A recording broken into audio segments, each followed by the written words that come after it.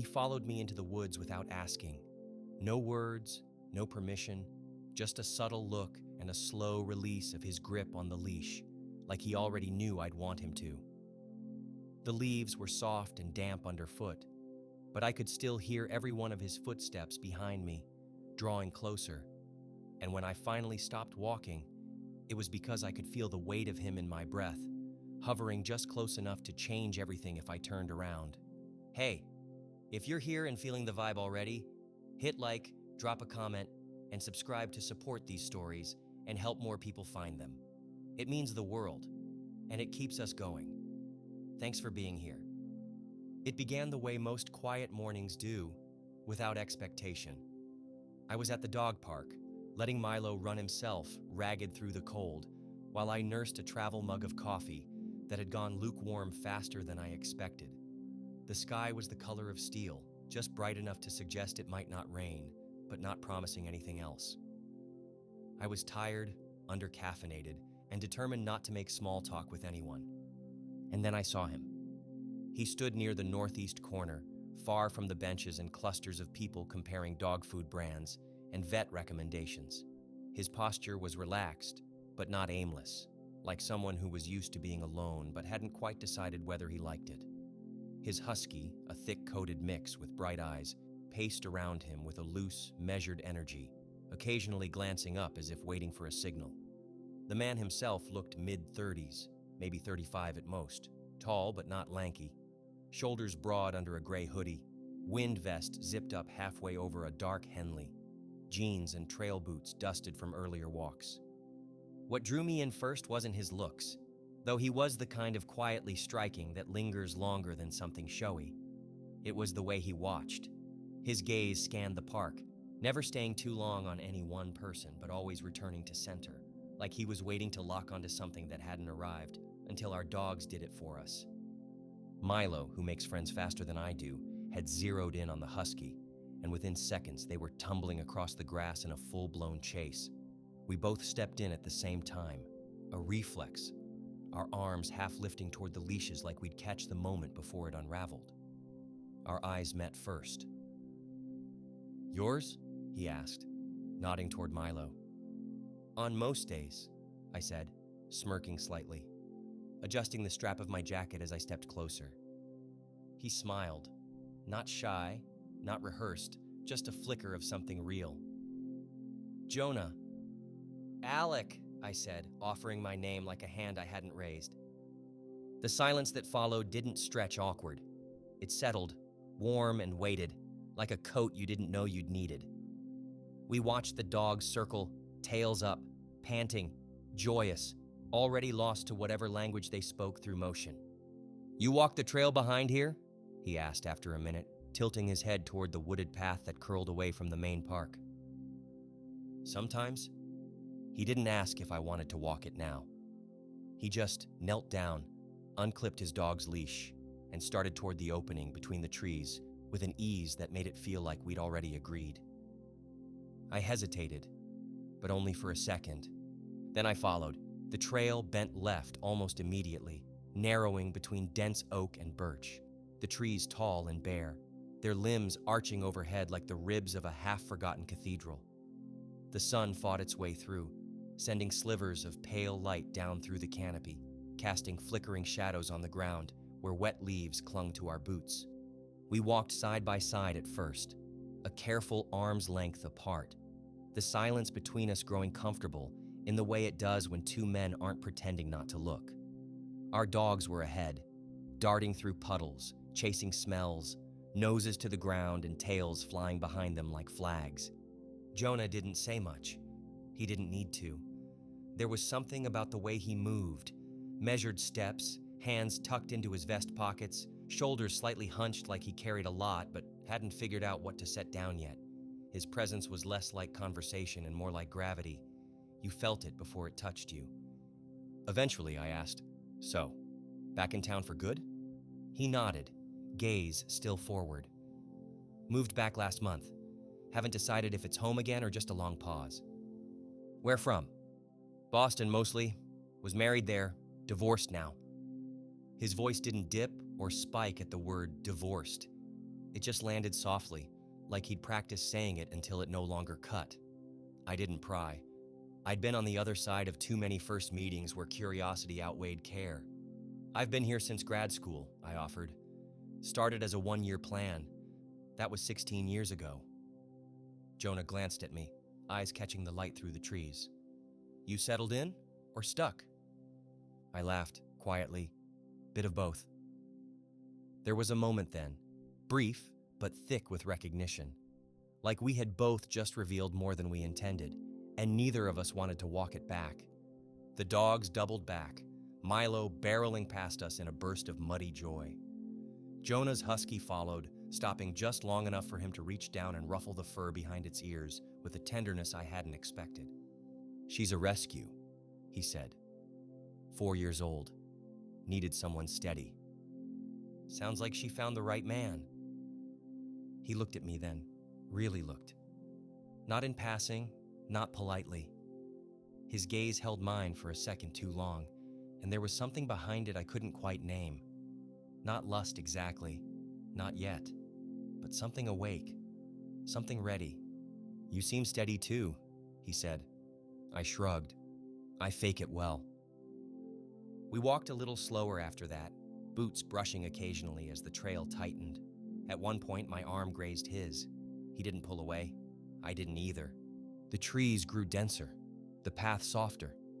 A gust of wind sent leaves spiraling down around us, and for a second we stopped.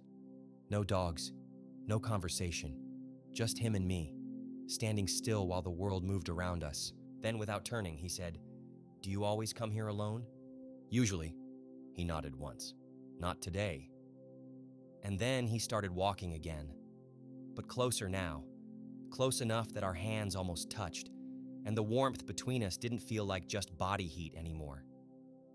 The trail split briefly, curving in two directions, one path winding up toward a ridgeline, the other dropping slightly into a shallow glen where the trees grew thicker and the sounds of the park disappeared almost entirely. Without a word, Jonah took the lower path, his stride slow but sure, and I followed, matching his pace, letting the quiet wrap around us like a second layer of clothing. The dogs had run ahead again, their motion distant now, a rustle here, a bark there, still close, but invisible. It gave us space, not just physically, but emotionally, the kind of space where things start to change. We hadn't spoken in nearly 5 minutes, and yet I was more aware of Jonah than I'd been of any man in years. I could feel him, not just beside me, but around me. The way his body moved, how his breath rose and fell, the rhythm of his steps syncing slowly with mine like two instruments tuning to the same key. At some point, our hands brushed again, knuckles grazing, skin warm from the friction of our arms swinging just close enough. This time, neither of us moved away. He didn't grab my hand, he just let it happen, let it be. And that tiny point of contact felt more electric than any kiss I'd had in months. "You don't talk much," I said, finally breaking the silence, not because it needed breaking, but because I wanted to hear him again. "I don't need to," he replied, not looking at me. "That's a rare skill." He chuckled, low and quiet. "Some things are better unsaid." We came to a bend in the trail where the trees leaned in tightly together, like they were conspiring. The light was dimmer here, the air thicker, and the scent of damp bark and distant rain clung to everything. He stopped, turned, looked at me. "Do you ever want someone to just not talk, not ask, not expect, just be there?" he asked. I nodded slowly. "Yeah, more than I'd like to admit." He took a step forward, closing the final inch between us, and I felt the tension stretch so tight it almost snapped. "I don't know what this is," he said, his voice softer now, almost a whisper, "but I don't want to ruin it by pretending it's not there." "I don't either," I said. Then we stood like that for a long moment, our bodies inches apart, our hands still not quite touching, and the air so full of whatever was hanging between us, it felt like a third presence. He leaned in, just a little. His breath brushed my cheek, not a kiss, Not yet, but the promise of one. The kind of almost kiss that carries more heat than a full one. The kind that says, I could, I will, just not yet. Then, just as slowly, he pulled back. His voice was steadier now. We should keep walking. Yeah, I said, heart hammering in my chest. We should. We didn't say anything else for the rest of the trail, but from that point on, we walked with our hands barely apart. Close enough that if either of us wanted to close the gap, we wouldn't have to reach far. And maybe we were both just waiting to see who would be the first to stop pretending we weren't already touching. The trail looped back toward the edge of the woods, but instead of following it all the way out, Jonah paused at a narrow offshoot I'd never noticed before. It wasn't marked, barely a trail at all, just a thin gap between the trees, worn by time or instinct. He looked back at me, not with a question, but with quiet intent. This way, he said. I followed, wordless. The trees pressed tighter here, their trunks closer, bark rough with age, and the ground sloped down into a kind of shallow ravine carpeted in leaves and soft moss. The sounds of the park, the traffic, the far-off shouts of kids, the bark of dogs, disappeared completely, swallowed by the canopy above. Jonah stopped near a low fallen log and turned around to face me. He stood still, hands in his pockets, the angle of his body casual but charged with something he wasn't hiding anymore. You feel it too, right? He asked. I didn't answer with words. I stepped closer, one slow stride at a time, until I could see the tension in his jaw and the way his eyes flickered down to my mouth, then back up again. And then he reached for me. Not rushed, not desperate, just certain. His fingers brushed mine, hesitated, and then slid into the spaces between them, weaving our hands together with the kind of ease that made it feel like we'd done this before, in some other life. It wasn't fireworks. It wasn't lust. It was gravity. You don't feel like a stranger, I murmured. Neither do you. For a long time, we stood like that, hands clasped, silence draped over us like a warm coat. And then, almost imperceptibly, Jonah leaned in. His forehead touched mine. A pause, a breath, and then his lips found mine. It wasn't aggressive, it wasn't timid either. It was slow, steady, exploratory. The kind of kiss you give someone when you're letting them know that you're real, that this is real. His free hand slid to the back of my neck, fingers curling just enough to make me close my eyes and let go. I kissed him back with everything I hadn't said all week, all month, maybe longer. And when we finally broke, breath hitching, eyes still locked, he didn't let go of my hand. I've been numb for a long time, he said. So have I. The quiet between us deepened, not because there was nothing to say, but because we had said the most important part. He looked around, then nodded toward the log behind us. Sit? We did, side by side, thigh to thigh, our hands still locked like an anchor. The dogs, miraculously, had settled just down the hill, stretched out in the leaves, half watching, half dozing. Even they knew the tone had changed.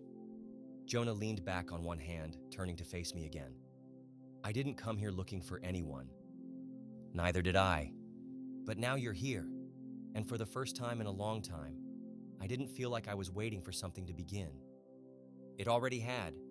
We didn't rush to leave the woods. The sun had started its slow descent behind the trees, painting the trunks in long golden bands, and I could feel the chill creeping in at the edges, though neither of us moved to warm up. We stayed close, hips still pressed together, the mossy log beneath us just comfortable enough not to pull us back into the world. I used to think this kind of quiet only existed for other people, Jonah said, voice low. What kind of quiet? The kind where you're next to someone and don't need to say anything just to fill the space, where your body doesn't feel like a performance, where stillness doesn't mean distance. I looked at him then. Really looked, not just at his face, but at the man inside it. And I knew what he meant. I'd been touched by men who wanted distraction, who needed the noise of sex more than the weight of connection. I'd spent years offering up my body in pieces, hoping someone would hold all of me without asking for a version I didn't know how to fake anymore. But Jonah wasn't asking for a performance.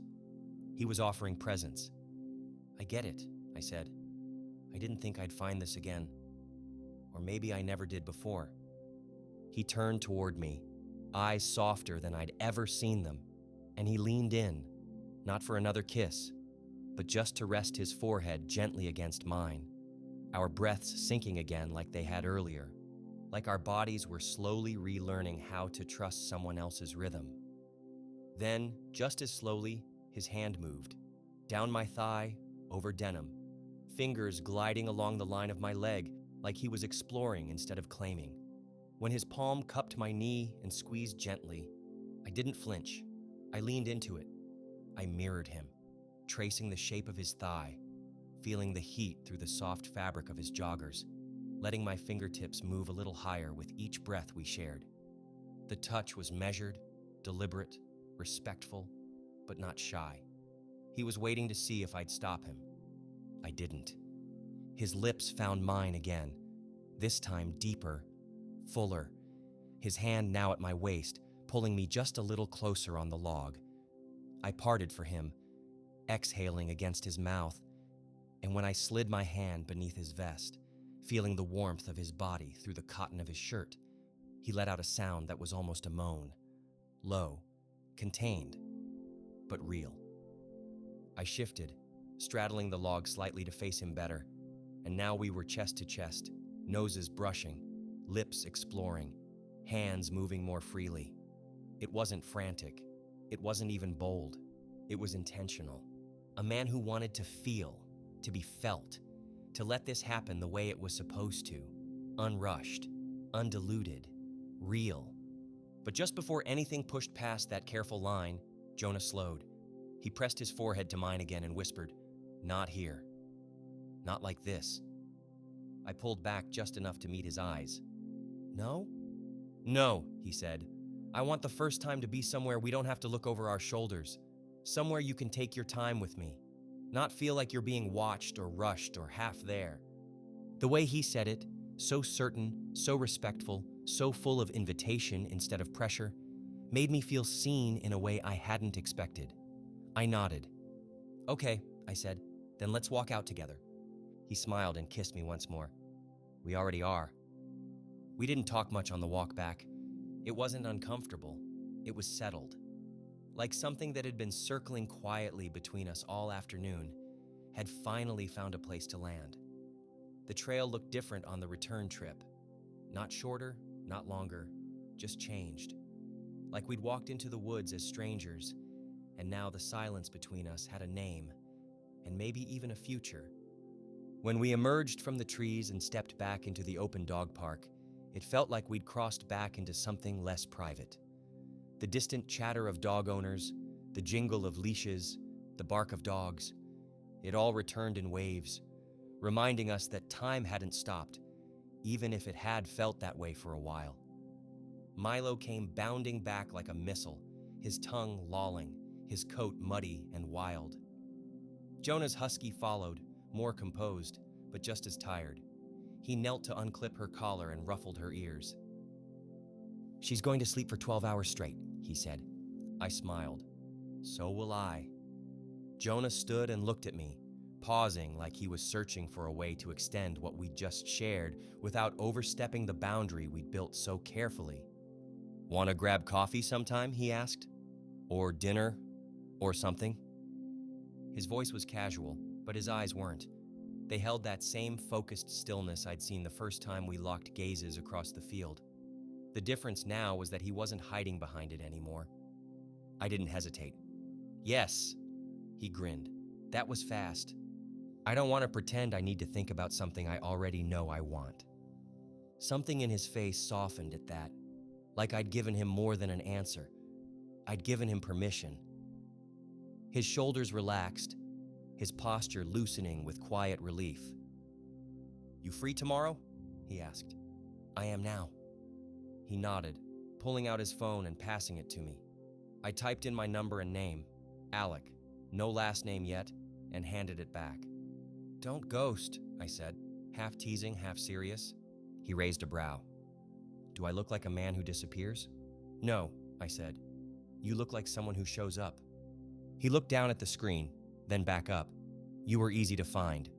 Then, after a beat, "I won't be hard to reach." We walked to our cars together, dogs in tow. At his car, he opened the back, helped his husky up, then turned back to me with one hand on the door. There was a moment there, open, vulnerable, expectant. And then he stepped in close again, kissed me softly, unhurried, just enough to say we're not done, and pulled back with a look that held nothing uncertain. "I'll text you." I nodded. "I'll answer." He smiled, and then he left. And for the first time in a long time, I stood there in the late afternoon chill, watching someone walk away, not with regret, but with something heavier. Hope. The next evening, I lit a candle without thinking. Not for romance, at least that's what I told myself, but for warmth, for grounding, for the comfort of flickering light in a room that felt too still. The wine bottle on the counter had been breathing for an hour. I'd cleaned more than necessary. Milo had been walked, fed, and bribed into a nap on the couch. And then finally there was a knock. I opened the door to Jonah standing there, not in running gear or fleece, but in dark jeans, a worn button-down under a casual jacket. The collar opened just enough to reveal the soft line of his neck. His hair was damp, like he'd just showered. He smelled like cedar and soap. Clean, unpretentious, inviting. "Hey," he said. "Hey, yourself."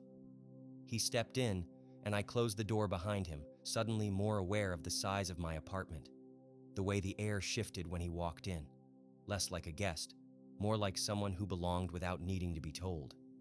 He held out a small paper bag. "I brought dessert. I had no idea what you like, so I bought 3 kinds." "Now that's optimism." "No," he said. "That's an excuse to stay longer." We smiled. Dinner came and went in slow waves. Conversation that moved easily between favorite movies and failed relationships, long work days and half-abandoned hobbies. We didn't touch much at the table, but there were moments. His hand brushing mine as we passed dishes, his foot resting briefly against mine under the table, like little check-ins, like signals saying I'm still here. After we cleared the plates, I poured more wine, and he followed me to the couch without asking. We sat close, closer than the night before. The candlelight flickered across his face, catching the angles of his jaw, the faint crease at the corner of his mouth when he smiled. I reached out, finally, and touched his wrist. Not dramatic, just simple contact. He turned his palm upward and took my hand without hesitation, his thumb moving in slow circles over my knuckles. "You okay?" I asked. He nodded. "You make me nervous. In a good way." "Why?" "Because I haven't wanted something real in a long time. And now it's here, and I don't want to screw it up." "You're not," I said. "You're showing up. That's more than most." He looked at me for a long second, and I could feel the shift happen again. Something changing in the room, deepening. Then he leaned in. And this time, when we kissed, it wasn't tentative or questioning. It was full, deep. His hand slid behind my neck, fingers threading into my hair, his mouth parting mine with warmth and pressure that felt nothing like new and everything like familiar. I pulled him closer. He shifted with me, pushing gently, until I was beneath him on the couch, his body warm and solid above mine, the wine glass still trembling on the table. His lips moved to my neck, and I arched into him without thinking. We hadn't said we'd do this tonight, but nothing about it felt rushed. It felt right. Jonah didn't rush. He took his time the way you do with something fragile. Not because it might break, but because you want to remember how it feels. Every touch was deliberate. Every kiss an affirmation. When his shirt came off, I didn't look away. I traced the lines of his chest, the soft patch of hair just beneath his collarbone, the small scar near his ribs that he didn't explain, and I didn't ask. Some things I wanted to learn slowly. We moved to the bedroom like we'd done it before, hands never losing contact, breath already deepening, anticipation pulling us forward rather than pushing. My clothes came off in stages, each removed by his hands, as if he wanted to memorize what I looked like in each layer, what I sounded like as skin met air, what it felt like to be undressed by someone who wasn't in a hurry. When we lay down together, chest to chest, hips aligned, it wasn't about release. It was about recognition. He kissed my shoulder, my throat, the hollow space just above my heart.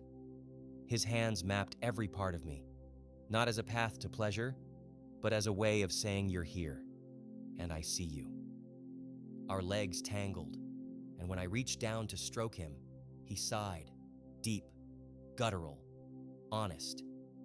I felt him grow harder in my hand and watched his eyes flicker closed as he pressed his forehead to mine, whispering nothing at all, just letting the air between us vibrate with want. When he finally entered me, it was slow.